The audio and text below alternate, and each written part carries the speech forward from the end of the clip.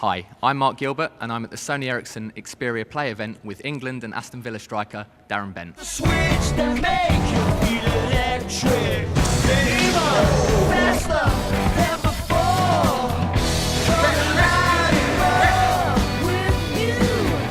Can you tell us a bit about what's going on today?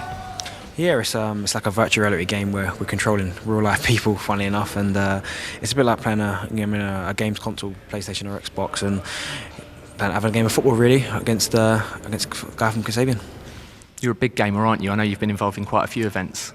Yeah, I've been fortunate enough to be in quite a few EA events and things like that, and got to play some of the newest games out. To be fair, and it's always something that's been a big hobby to me, and I've loved being involved, and I'm glad to be involved again today.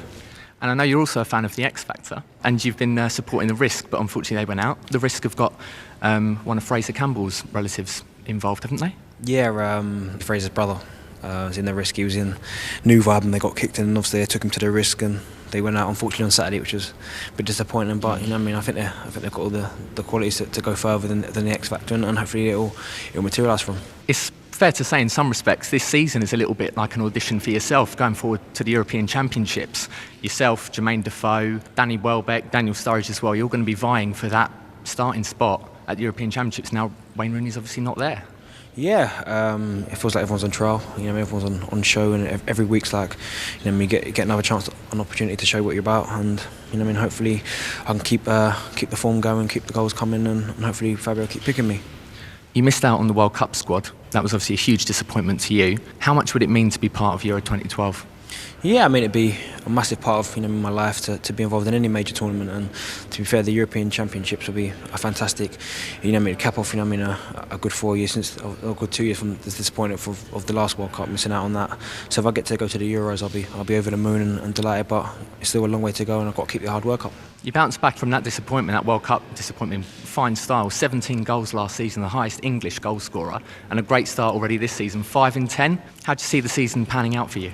Yeah, hopefully it'll keep going well. It's happened to me before where, I've been the leading goal scorer and not gone to a major competition, so I know I can't take anything for granted, but the main thing is I keep playing well for Aston Villa, and hopefully when I'm fit, Fabio will keep picking me and I can keep doing the business for England as well. So do you think you're the man to start that first game at the Euros? I'd like to think so. As I said, there's a lot of good strikers out there. I'm grateful. Gabby's playing alongside me. Aston Villa's playing extremely well.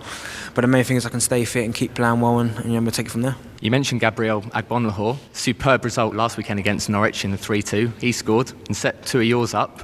He's also been named in Fabio's squad. What are your thoughts on that? Yeah, I'm delighted for him. The thing about Gabby, he can play down the middle, he can play wide, or he can play behind the front man. Which I think if you've got a striker that can do all three of them things, and you've got one of a player there, to be honest. And it doesn't just limit him to one position. So it's fantastic for himself and for Aston Villa Football Club that me and him are both in the England squad, and long may it can continue.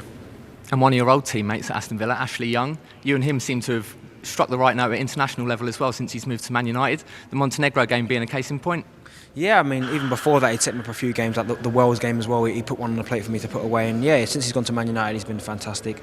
It's a shame he's not in the squad, I think, due to injury, which is a bit disappointing. But at the same time, whenever he's in the England squad, he always does something that will change the game, whether it's score or set one up, and he's had a great start to the season. There are a lot of bright young hopes around the England camp. Obviously, mentioned Danny Welbeck and Daniel Sturridge. Are you feeling any pressure from them? No, not really. We're all in it together at the end of the day, and it's always nice to be part of the international setup. And as I said, every time you play for your club side or play for England, it's like you're on trial, and you've got to keep doing well. And as long as I can keep knocking the goals in, then hopefully I'll be there. Away from international level, going back to your club side, Aston Villa, quite a decent start to the season. What are the ambitions? What are the targets for you this season? A European place? Just to have a better season than we had last season, to be honest. For long parts of the season we were under pressure, we're fighting relegation, some people were saying, and we still managed to finish 9th. This season we've got off to a really good start. I thought quite a solid start. I'm sure the manager would like to pick up more points because there have been games where we've been one up, and let it slip.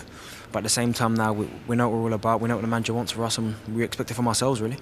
And how different is life under Alex McLeish? You seem to have been unleashed this season.